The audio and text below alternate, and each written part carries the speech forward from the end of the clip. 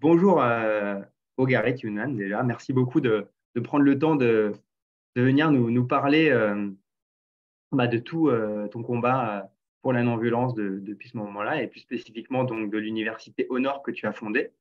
Ah oui. Et du coup, ma première question, c'est est-ce que justement tu peux nous parler un peu plus de toi et de cette université? Bonjour à vous, Mathieu, et euh, à toutes les personnes qui nous écoutent.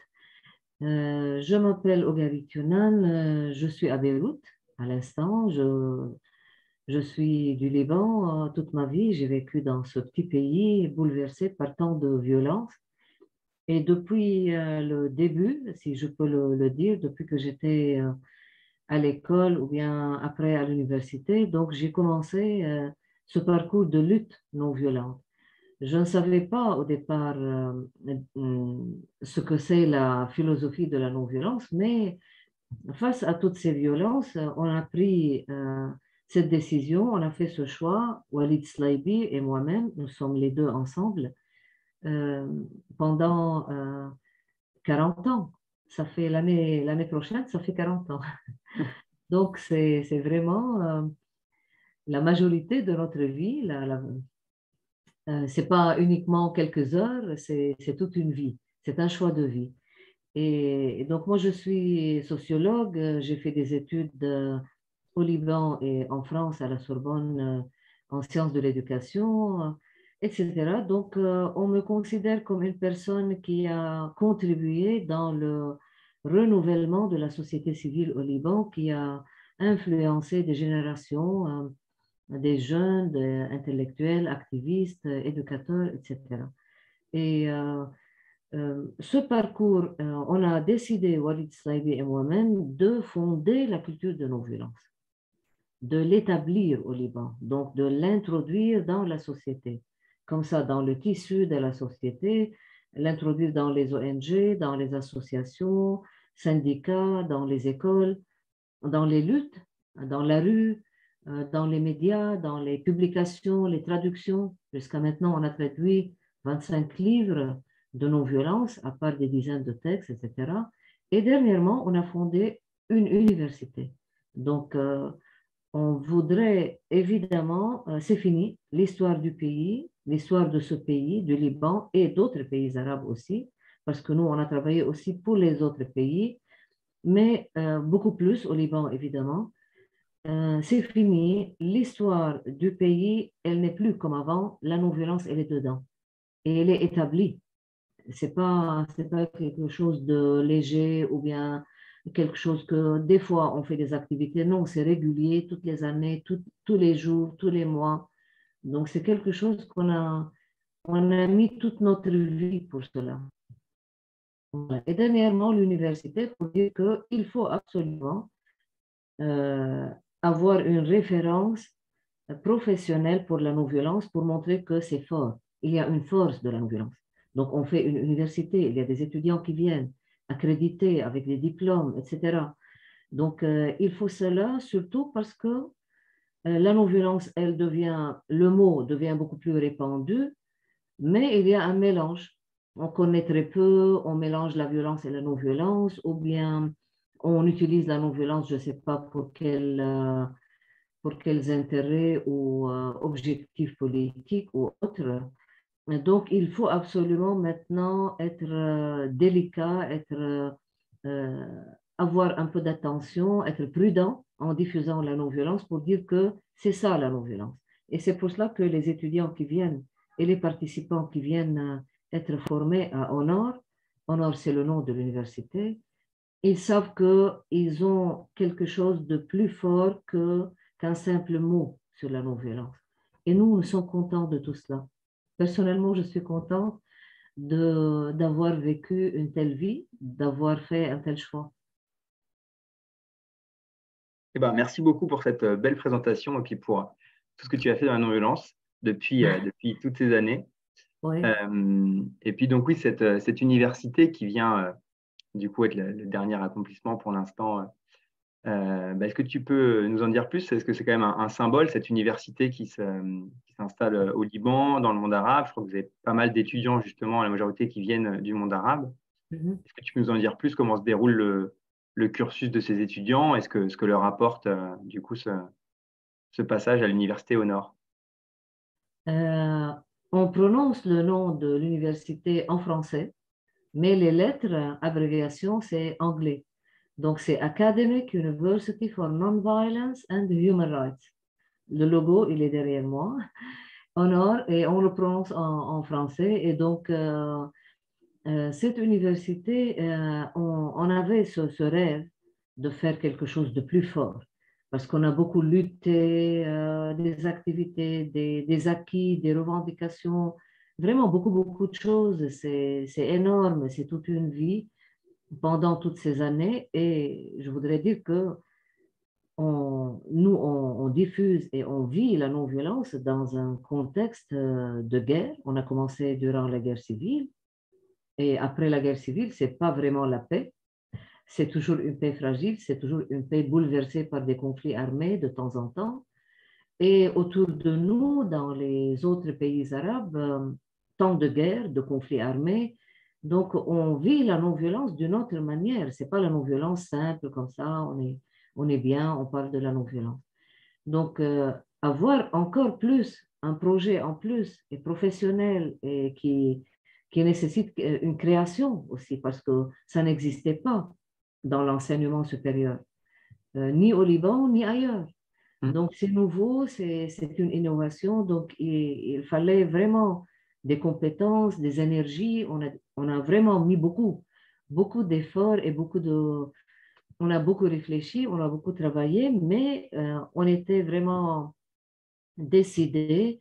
Et durant l'été 2008, on a lancé l'idée.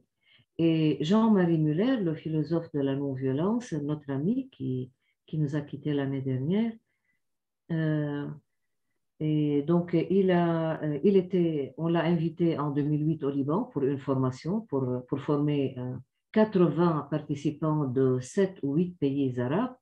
On lui a annoncé la nouvelle, il a éclaté comme ça de joie. Et en 2009, nous avons commencé le projet pilote de cette université. C'est une université niveau master et DU jusqu'à maintenant. Après, ça va être pour la licence et ensuite pour le doctorat. Donc, on continue à développer et à compléter cette université entièrement.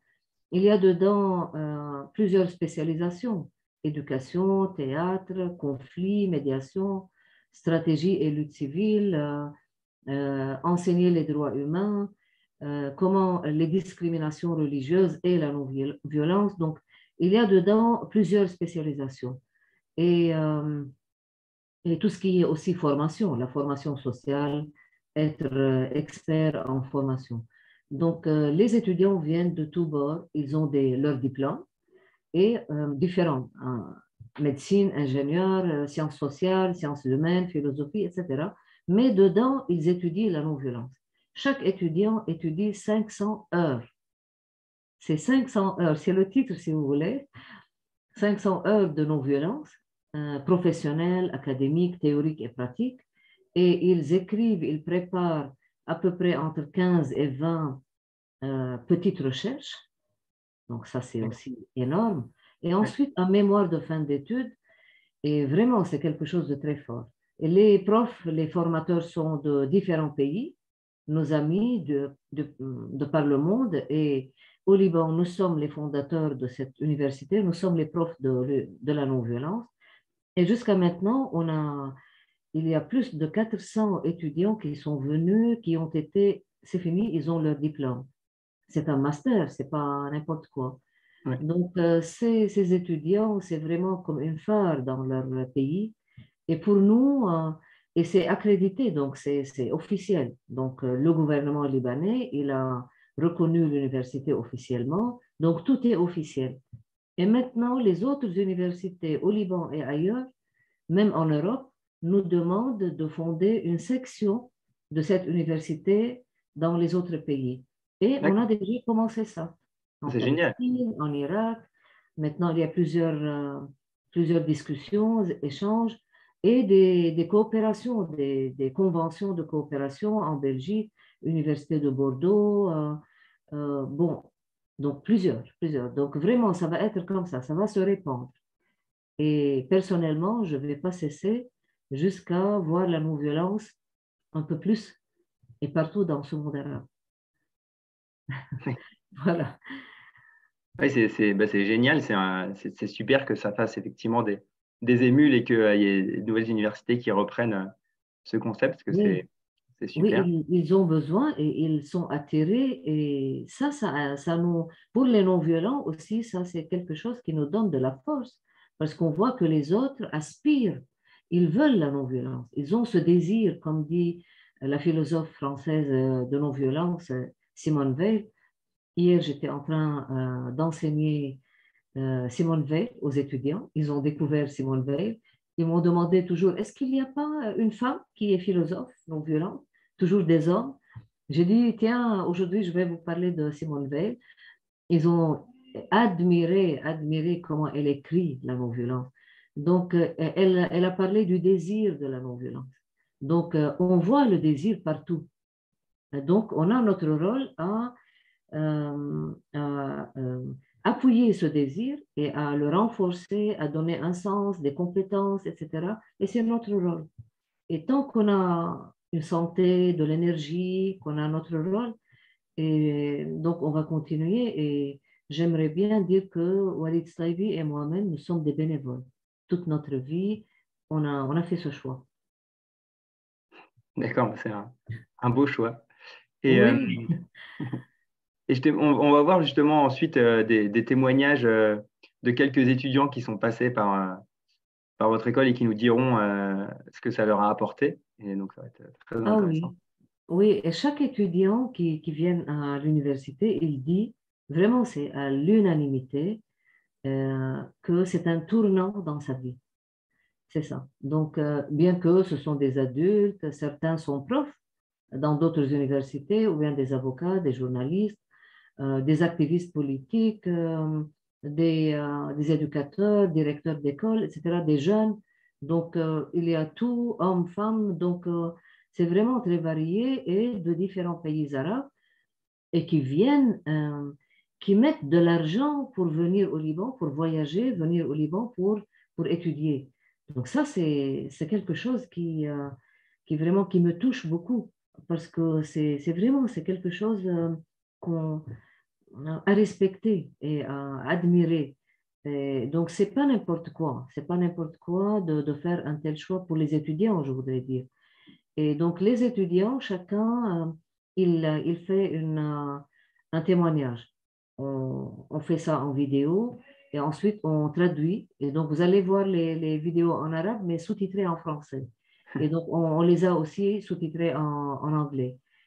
C'est vraiment quelque chose de très fort. Ils disent, c'est quoi Honor euh, à travers leurs yeux, comment ils voient cette université et qu'est-ce que cette université a fait pour chacun et chacune de ses étudiants et étudiantes.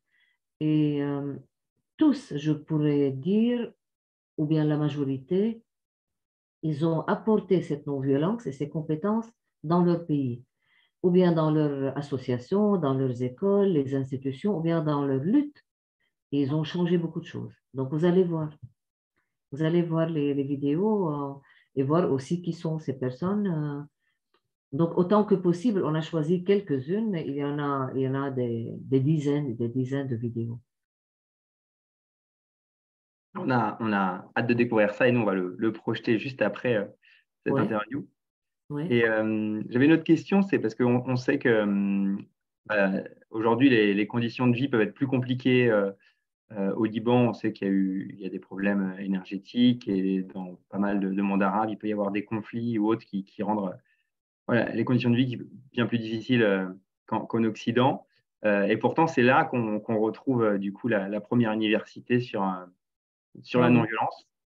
C'est un beau symbole. Et est-ce que, d'après toi, c'est plus important? C'est pareil? Est-ce qu'il y a une différence d'être non-violent dans ce monde un peu plus compliqué?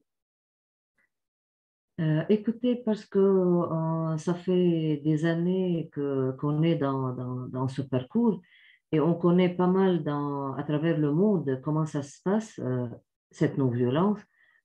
Oui, il y a des différences, absolument. La non-violence, elle est une.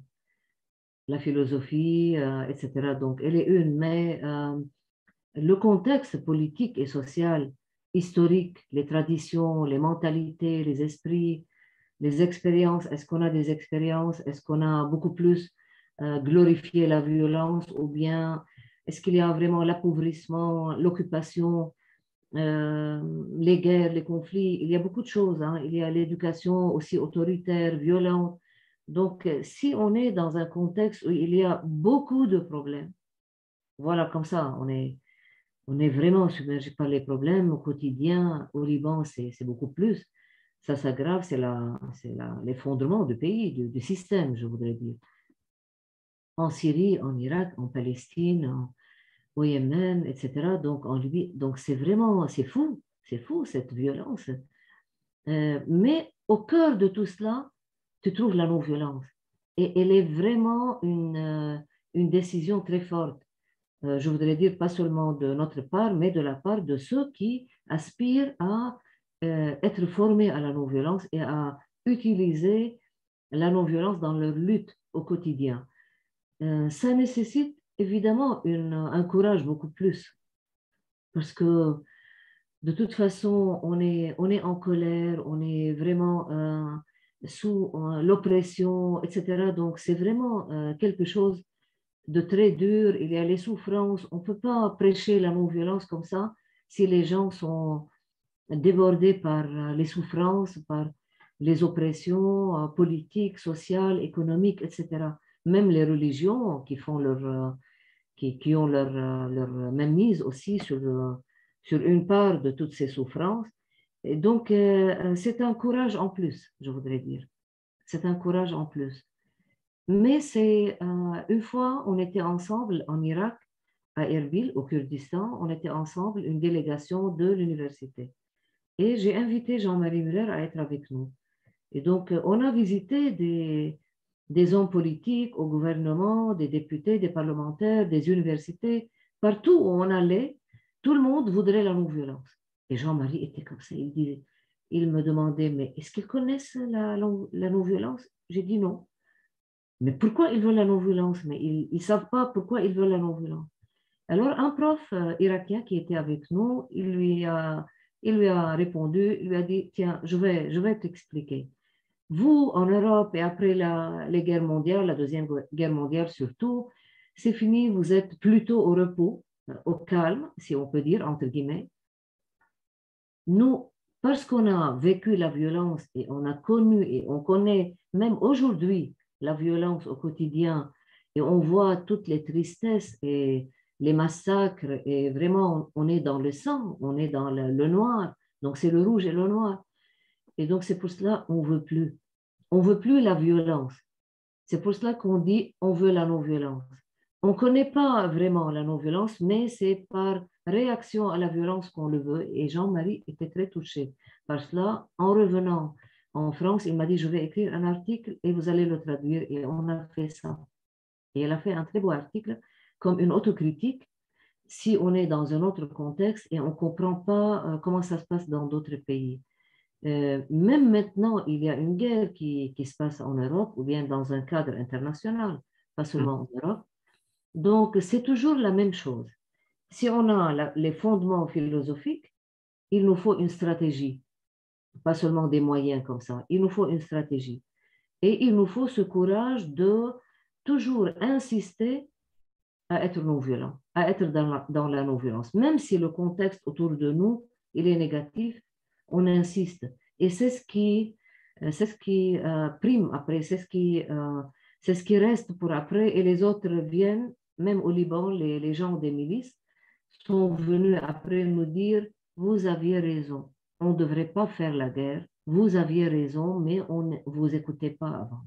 Donc, c'est comme une vérité qui s'impose à tout moment, même si un peu tard, mais elle s'impose et les autres viennent rattraper ou bien être dans la non-violence Et je voudrais terminer cette petite explication par dire que pour nous, on était durant la guerre civile, c'était vraiment très risqué de perdre la vie aussi. Mais on a insisté à dire non-violence. Et maintenant, il y a des milliers au Liban qui sont pour la non-violence. Donc, ça prouve que c'est ça le choix. On n'a pas d'autre choix. Et c'est comme je regrette qu'il y a des gens, même maintenant en Europe, qui disent que nous, on reprend Gandhi. Mais qu'est-ce que Gandhi a dit? Oui, Gandhi a dit entre lâcheté et violence, je choisis la violence. Et il s'arrête là. Il ne continue pas la phrase de Gandhi. Gandhi, il continue pour dire que entre violence et non-violence, absolument, pour toute ma vie, je choisis la non-violence. Donc, si on a le désir de violence, on s'arrête au milieu de la phrase. Si on a le désir de la non-violence, on ne s'arrête pas, même si on a des désirs de se venger ou bien d'être en colère, on continue et c'est ce qui vaut après, c'est ce qui vraiment gagne après. Le succès, c'est pour la non-violence. C'est ça ce qu'il faut faire. Au quotidien au Liban maintenant, c'est catastrophique, mais on continue. Et les gens sont vraiment, les gens vraiment admirent beaucoup, beaucoup plus. Ah, tiens, toutes ces difficultés et vous continuez. Donc, ils voient quelque chose de fort. Et c'est comme ça qu'ils viennent voir qu'est-ce qu'il y a dedans. Qu'est-ce qu'il y a dedans dans cette non-violence. Voilà. D'accord. Bah, merci beaucoup. C'est très Donc, je ne inspirant. sais pas, peut-être que c'est un peu long pour l'enregistrement, mais ça y est, c'est quelque chose de spontané que j'explique. Mais Non, vraiment, non, mais c'est je suis très enthousiaste et je suis vraiment convaincue que la non-violence est une force. Absolument, les non-violents connaissent ça. Mais les autres, même les gens qui sont pour la violence, ils voient qu'il y a quelque chose de fort. Ils voient ça. Quand ils voient qu'on insiste et qu'on a des succès et que ça fait 40 ans qu'on est comme ça, et même c'est très difficile, on est dans les guerres et on continue pour la non-violence, vraiment, ils respectent et ils viennent voir qu'est-ce qu'il y a dedans. C'est vraiment cette curiosité sérieuse qui inspire. Et il y a pas mal de gens qui étaient pour la violence qui sont devenus des amis et des membres avec nous. Et des étudiants. Oui, on a des étudiants qui se sont convertis de la violence à la non-violence. Voilà. ah oui, bah, je pense que c'est ton enthousiasme pour la non-violence qui est contagieux et Ah merci oui, pour ça. oui, je ne sais pas, oui, c'est dedans aussi, c'est dedans. C'est ça. Et d'ailleurs, tu parlais de Gandhi. Bah, si Oui, tu peux pas être là avec nous, hein, enfin, tu devais être normalement hier avec nous en direct, et en oui. fait, tu n'es pas là parce que tu es en Inde où on te remet un prix. Est-ce que tu nous en dire quelques mots pour terminer? Oui, c'est grâce à des amis français, à un ami français, à Louis Campana, qui a présenté notre dossier, Walid Slaibi et moi-même, à la Fondation Bajaj qui fait ce prix international, Gandhi International, et ils ont décidé de nous le remettre pour l'année 2022. Et donc, voilà, c'est ça. Et vraiment, on a aimé ce prix. Normalement, Walid et moi, on ne fait pas beaucoup de choses de ce genre-là, les prix, les décorations, mais ça, c'est Gandhi et c'est la non-violence.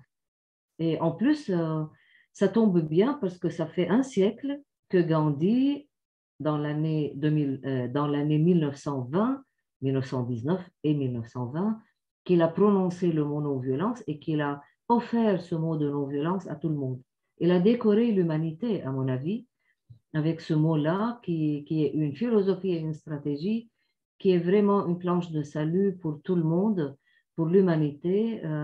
Et c'est un mot, c'est fini, ça existe dans notre histoire, dans notre culture, pour toute l'humanité. Donc, être décoré par le titre de Gandhi international, c'est beau. Vraiment, c'est beau et on est heureux, on est content de l'avoir eu.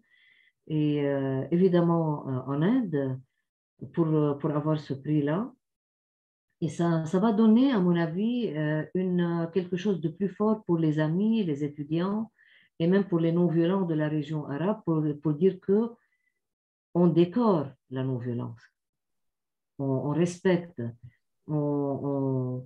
ça c'est quelque chose de fort, c'est pas quelque chose de négligeable ou bien qui est faible ou bien qui n'a pas de sens, etc. Non, c'est quelque chose de très fort et c'est international. Et un siècle, oui, et ça continue. Avec Gandhi et avec d'autres. Ouais. Avec vous notamment. En tout cas, Non, félicitations oui, pour ce avec nous prix. tous, voilà, les amis français, ça fait des années. Nous, on connaît les amis français, euh, plusieurs amis français depuis 1989. On a commencé ça en France, à connaître les non-violents du mouvement français. Donc, ça fait des années aussi. Une longue histoire qui va Oui, se poursuivre. oui, oui, j'espère, oui. Merci beaucoup, Ogarit. Félicitations pour le prix.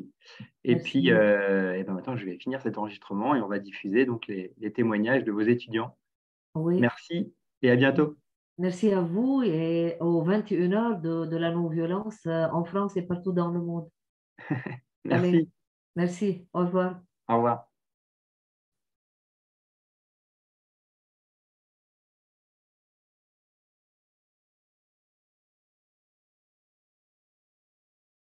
كنا نفتش على ريسيرش انه شو في يعني شو هي كيف واحد في يتعلم العنف، شو هو هالفكر العنفي لحتى يتربى بطريقه صحيحه. هلا لما تعرفت على الجامعه غير انه صار في تغيير جذري، يعني بتخيل انه كل حدا بفوت على جامعه اونور او لنقول معظم الناس بتفوت على جامعه اونور بتقول انه هي كانت تورنينج بوينت، حركه مفصليه بحياته.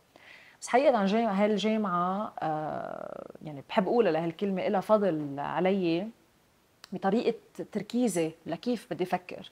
ويمكن لانه اول ماده تربيه العنفيه اخذتها مع دكتور اجاريت يونان، هي يعني شي واز ذا مين تيتشر بهالماده، كان لها الفضل الكبير علي انه تثقف طريقه تفكيري. يعني شالت كل الاشياء الشوائب وظبطت لي اياها بطريقه، زرعتها بطريقه كثير ذكيه وكثير رائعه. بعتقد يمكن من اذكى قرار اخذته بحياتي انه ارجع على جامعه، كان عودتي على اونور.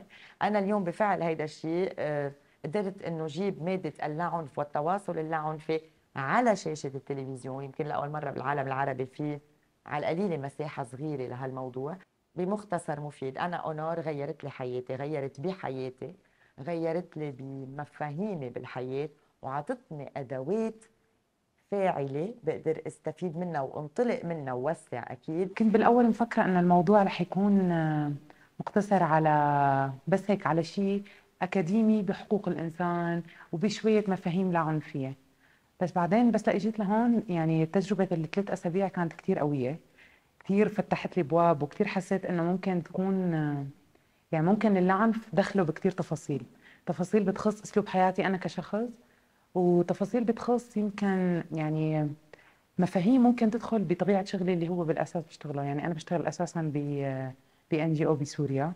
هلا بعد ما اجيت لهون يعني كان في هيك اعاده امل يعني بشكل من الاشكال، رجع لي الامل بحالي ورجع لي الامل بالناس ورجع لي الامل بالحياه.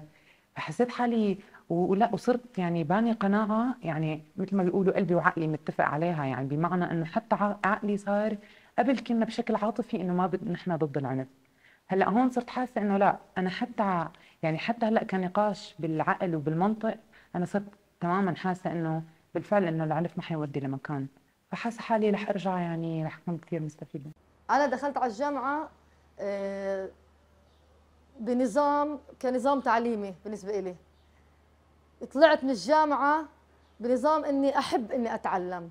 اخذت من الجامعه منهاج لحياتي، مش بس منهاج اكاديمي. توقعاتي كانت اصغر بكثير من اللي انا اخذته. اللي اخذته شيء لا يثمن، لا يقدر بثمن.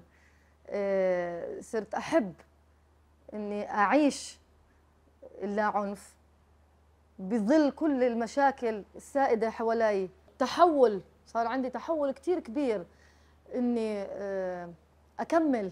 هلا صرت حس حالي جاهزه اني اكمل لحالي، اني اخذت شيء كبير وكثير ثمين من هاي الجامعه ما عمري رح انساه، وكأنها شعله بمشي فيها وبكملها. يمكن من الخبريات القليله اللي بيفرحوا فعليا انه صار في عندنا جامعه العنف بالمنطقة العربية وبلبنان تحديدا. فهي الجامعة فعليا هي برأيي هي مؤسسة مخلوقة لتغير مسار التاريخ تبع البلاد تبعنا. كل تاريخنا عنف، ثقافتنا عنف، تربيتنا عنف، في حروب وفي قتل. لأول مرة صار في مؤسسة فعليا عم تبني ثقافة مختلفة، وهذا الشيء جدا بحاجة له نحن بدولنا العربية. طبعا الأشخاص اللي أسسوا هالجامعة عندهم دور بطولي برأيي، عم بيأسسوا بشكل منهجي الطرق المطلوبة والضرورية لإنهاء العنف. فكمان تحية لهم، ويمكن دورنا نحن يعني كأجيال من هلا لقدام كيف نتابع هالمسيرة. من بعد العلم يلي أخذته بجامعة أونار والتقنيات والأدوات يلي أخذتها، تأثرت جدا بمفهوم التواصل اللاعنفي، لأن جاية أنا من إعلام ومن تواصل، فحسيت إنه هيدي مادة أو أداة لازم تكون بمتناول الجميع. وأقرب مكان كان لإلي هي مدرسة ولادي، فنزلت على المدرسة واقترحت عليهم إنه اتطوع ودخل فكرة التواصل اللاعنفي على الصفوف خاصة الابتدائية. التجربة يلي بدأت بساعة انتهت سنة كاملة من عمل تطوعي بدخل خلالها على الصفوف وبدخلهم مفاهيم التواصل اللاعنفي وحل النزاعات يلي كتير أثر إيجابيا بالطلاب وبالأساتذة. حتى المدير السنة فلقى إنه عم بيعطي نتيجة هيدا الشيء، وطلب مني حضر بروجي مشروع كامل متكامل لهالمدرسة تكون مدرسة طليعة لا عنفية. نحن مش بنجي بنتلقى شيء بأونر، بتجي في شيء انت حامله جواتك، تجربه، حلم، فكره، بحث يمكن عن معنى مسار للبحث. فعلا الاساتذه اللي من كل البلدان جايين ينقلوا تجربه حياتيه هن عاشوها اختبروها، تجربه قابله للنقد، قابله لانه الواحد يرجع يستفيد منها. هذا شيء مش بأي جامعة بنلاقيه فعليا. يعني لدكتور أوغاريت يونان، دكتور وليد صلايبي اللي طلعوا بهالمبادرة الحلوة والغنية، حبوا انه يخلقوا لنا مكان، يطلقوا مكان فعليا نجي فيه نتعلم تاريخ اخر، نتعلم نضال من نوع مختلف. انا بدي اشكرهم بالاول بشكل كثير كبير، وبدي اشكرهم لانه ساعطونا فرصة لنكون نحن التغيير يلي بنحب نشوفه بهالعالم مثل ما بقول غاندي. حسيت هون اني انا مالي لحالي، هيئت لي الجامعه جو من خاص جدا من الانتماء اللي انا كنت حاسه اني بحاجه له. بالجامعه لقيت هذا الاشخاص اللي مثل ما قلت من مختلف الجنسيات، مختلف الثقافات، اللي اجوا واجتمعوا على فكره اللاعنف، وكيف انه نحن ممكن نعمل استراتيجيات، كيف ممكن نعيد النظر بالتربيه، كيف ممكن نعيد النظر بحكينا، باحاديثنا، بلغتنا، حتى بالمزحات اللي نحن بنمزحها، باناشيدنا، باغانينا. كثير انبسطت اني تعرفت على مؤسسين، لانه هذا الجهد ما هو سهل ابدا، انك انت تطرح فكره ما كثير مستساغه، خلينا نقول يعني عربيا على الاقل، انك تطرح فكره اللاعنف بعالم بيعترف بالعنف وبيعتبره هو الاساس بكل شيء، يعني سياسيا واقتصاديا واجتماعيا وتربويا. فهذا لحاله نضال انك تطرح هيك فكره. انضميت لجامعه العنف العربيه يمكن كحدث كبير كان على مستوى الوطن العربي، اللي بيعاني من حالة صعبة جدا من تفشي العنف على كل المستويات. فكانت جامعة العنف الحقيقة يعني صرخة في هالوادي الكبير.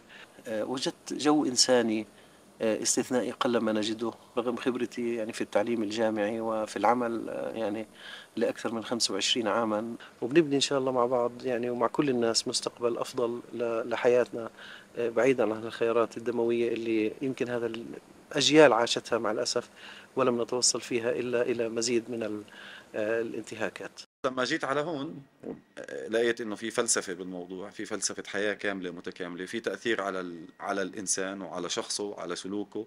بالمسرح اللاعنفي إحنا بنكتشف جوانب بحياتنا إحنا ما كناش أصلا بنجرؤ إنه نوصل لها وبنلمسها.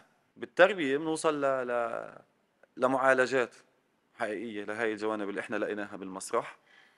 بالفلسفة بنلاقي طريقة جديدة لبعد هاي المعالجات، وبحقوق الإنسان وبالحل النزاعات وبالوساطة بتلاقي مرحلة أعلى كمان. يعني بعد ما تصير المعالجات توصل لمرحلة إنه بتقدري كمان تساعدي بجوانب تانية في أماكن تانية من ناس تانيين.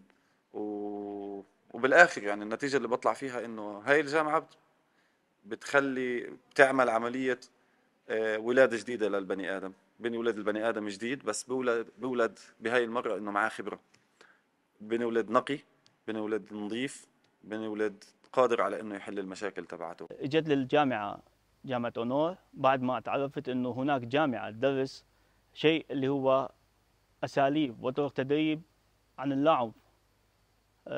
دغري انا كنت بالموصل وقتها كان في فتره حاله صراع ونزاع في داخل مدينتي اللي كنت عايش فيها. حسيت انه هناك حلول اللاعنفيه انه لازم اتعلمها حتى انقلها الى المجتمع اللي انا عايش فيه. شيء جميل ورائع انه اتمنى من اي شخص يعيش التجربه اللي عشتها في الجامعه، واتمنى التوفيق لهذه الجامعه الجميله انه تكون تخرج مناضلين حقيقيين ملمين بفكر اللاعنفي.